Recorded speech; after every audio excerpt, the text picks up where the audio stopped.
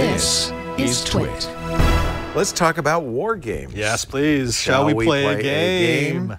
I remember we had a great time interviewing the director of the original 1983 movie. This is on the old screensaver, John Badham.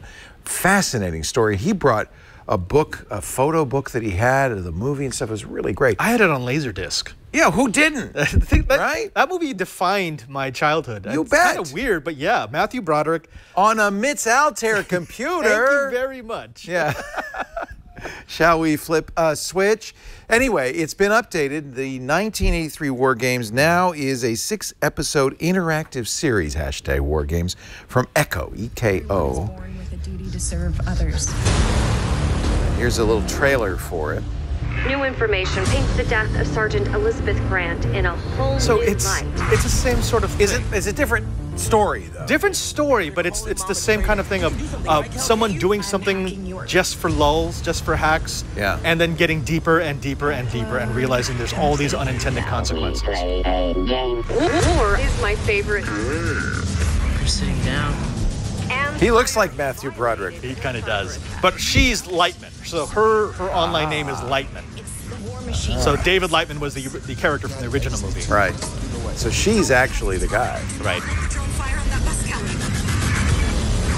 Now some of this you can kind of tell it falls victim to what they need to do in order to make this work. Right. But it actually was fun. I watched the entire thing several times over. Well, let's get Echo's Chief Creative Officer on the line here.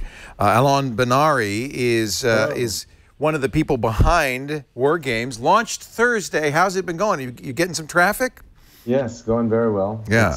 It's live on the web and on Steam and on That's exciting. The App Store. How long have you been working on this?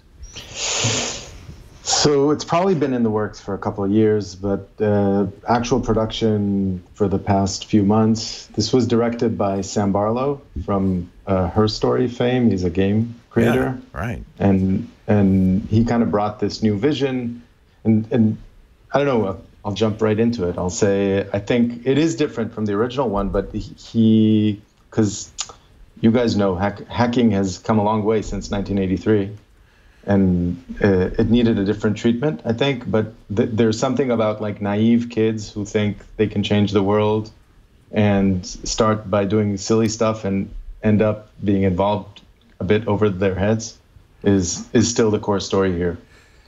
I think you almost need a game designer, though, to do interactive fiction like this, right? Because it's challenging to think in those nonlinear ways.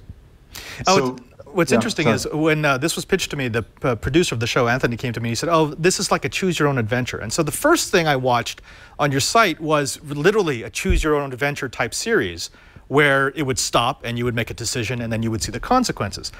This is different. And that's what I liked about it. This was far more nuanced. There is never a point at which you're saying, I'm going to do the good thing or I'm going to do the bad thing. It's always about what you're paying attention to. So based on which screen you're watching primary, that chooses your path. I love this approach because it's far less intrusive. Yeah, so Sam, his vision was, listen, it doesn't need to interfere with your viewing. And as you said, kind of pause, pull you out of it, ask you what you want to do.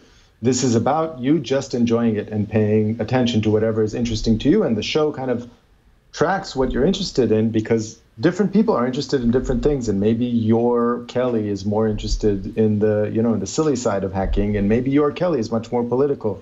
And the story can kind of steer in different directions. And you will end up getting different outcomes, but it's much more implicit and you can't really easily just, play it differently. This is, it's kind of reading your mind. That's the other thing. That's the thing I love about this. It's difficult to deliberately pick a different pack because you're hardwired to pay attention to the things that you're interested in. Like, for example, and I'm not going to put out any spoilers, but there was one scene in which you had the main cast and they're watching a TV host and they're trying to get an opportunity to get information from her.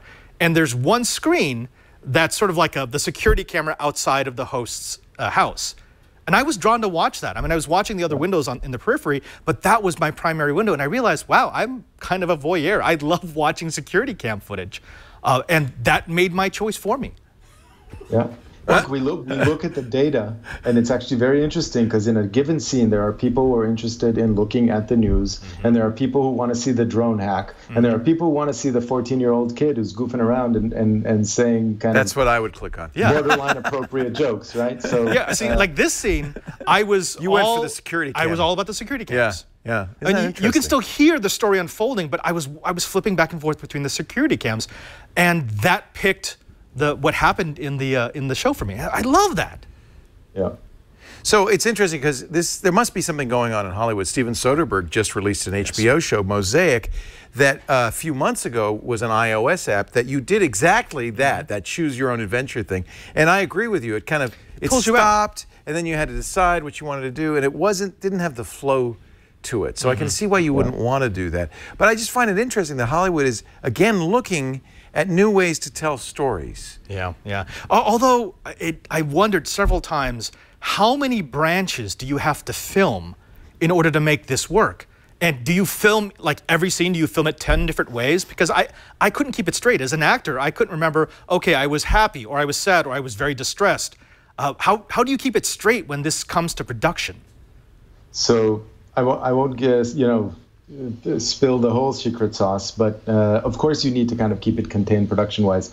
I will say something that you said before, that we are involving people who created games in the rooms, and we're bringing people who have a background in writing, TV and film, and combining them with people that have a background in writing interactive, because there's a lot of know-how in the gaming world. Look at Telltale Games and the like.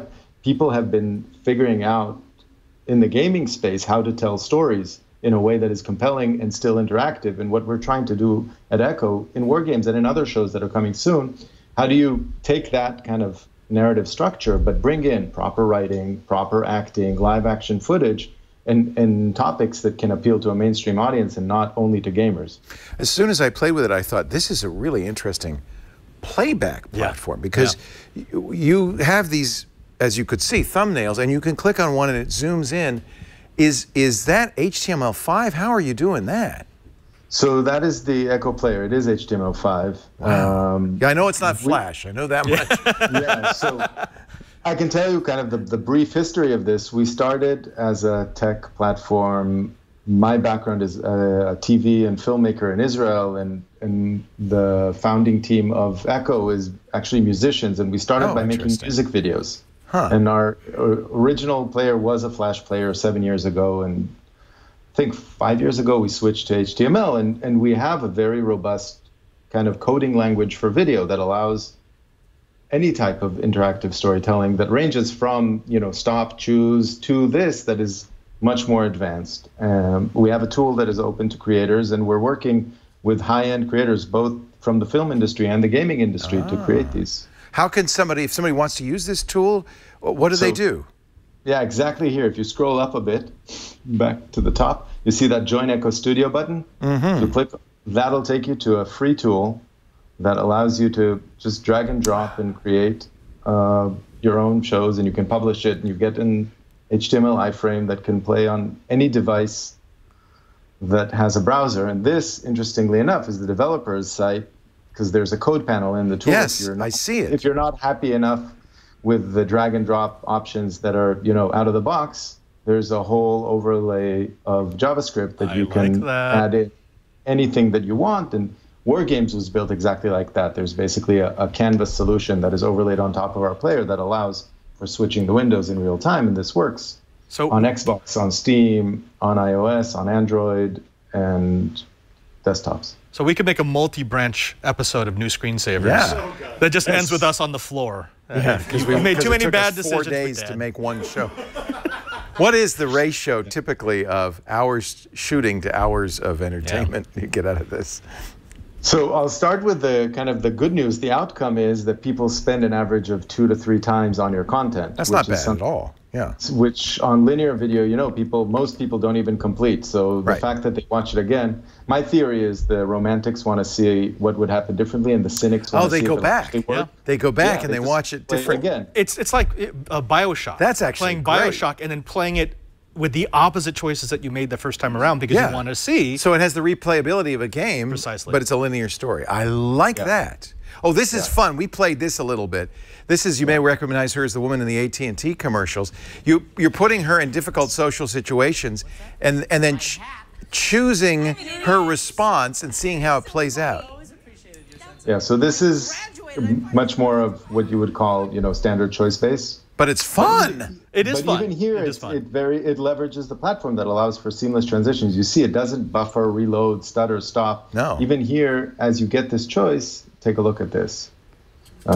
You get the choices, and the video keeps on playing. She's trying to remember where she met this guy, because he recognizes her, she doesn't.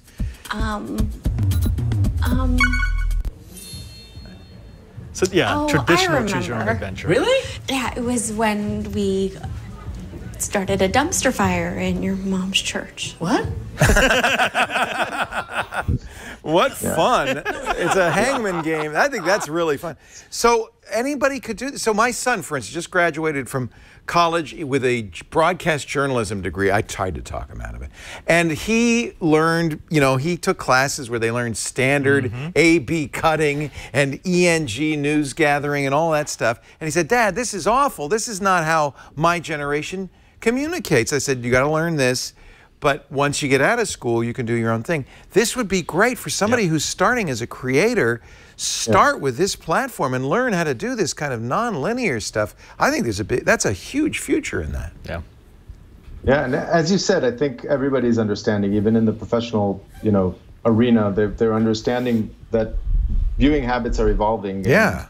Technology has got to a point where we all have broadband and we all have, strong computing devices in our hand, as you just, dissected.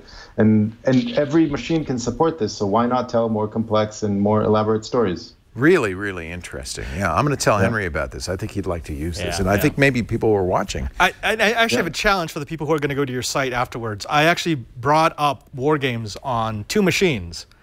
And I watch different things on both machines. And you watch, you watch the narrative unfold differently, and you realize it is different, because the first time you watch it through, you might think it's actually a linear story with just a different presentation. It's like, no, it really does change the tone. I loved it. I thought you did a great job. This is exciting. Thank you very much. Yeah. I love seeing people play with this and trying something new and something different. So thank you. Do you want to show the Bob Dylan video? Yes, please. This is now, who created this? Was this somebody inside of Echo? So yeah, this was a super talented director called Vanya Hyman. He worked on our team back then. Since then, he moved on to create many other great videos. We did this with Sony. So here's this is the Bob Dylan, of course, Rolling Stone. And then you can change the channel. The song continues.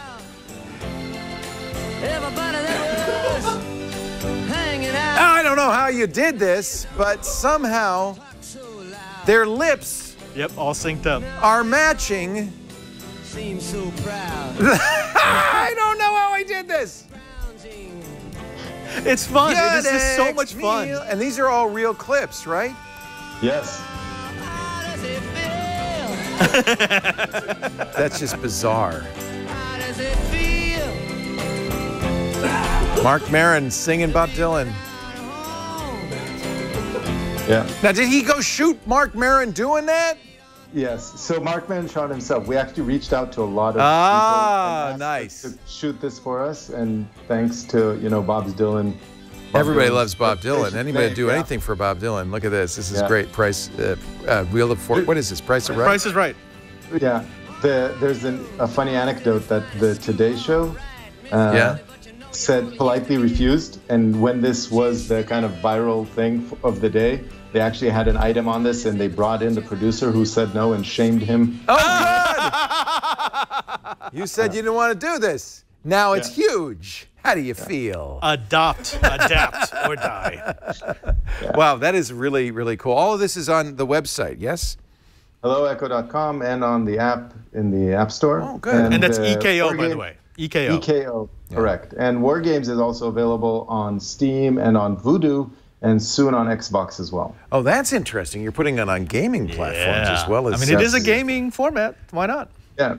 So Sam, the creator of this, his previous work was Her Story, which was a very kind of big indie hit a couple years ago.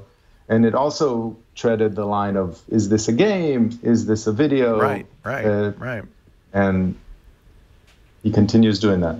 Very nice. Well, it's great to talk to you, and I think that people should check this out. I'll make sure that Henry checks this out, especially if you're a content creator. I think this is a really interesting platform. I can't wait to see how people use this. I wonder if they'll let me do multi-branch stories from the Vatican. You should. Ooh. Want to film the Pope? Sure. Alon Benari, thank you so much. Echo's Chief Creative Officer. Hello, Echo. EKO, helloecho.com to see Wargames and some other, all these, Bob Dylan's there as well. Yeah. Yes. No, there's a lot of content on the site. It's not a one-trick pony.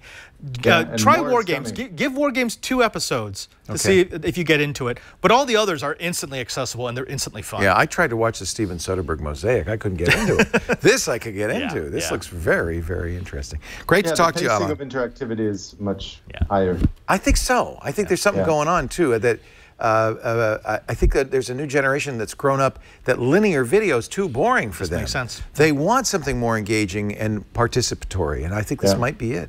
It's great to talk to you. HelloEcho.com. Thank you. Thank you, Alon.